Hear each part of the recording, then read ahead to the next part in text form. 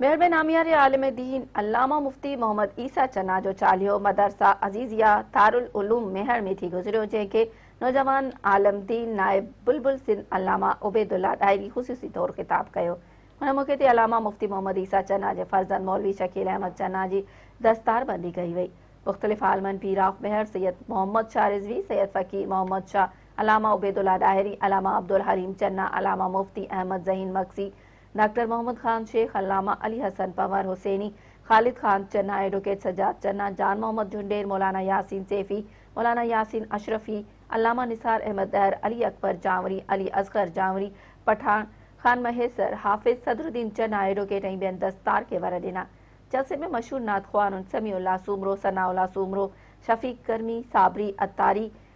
साबिर अतारी, नदीर महेसर, सैयद सुहेल अहमद शाह, हाफिज जावेद चांडियो, यासीन रिंद ऐं ॿियनि नात ख़्वानी करे महफ़िल खे जुमाए छॾियो। नौजवान आलिम दीन अल्लामा उबैदुल्लाह डायरी ऐं ॿियनि आलिमनि ख़िताब कंदे चयो त अल्लामा मुफ्ती मोहम्मद ईसा चन्ना अहिड़ो इल्मी दर्सगाह हो जंहिं सवे तालिबनि दर्स वरितो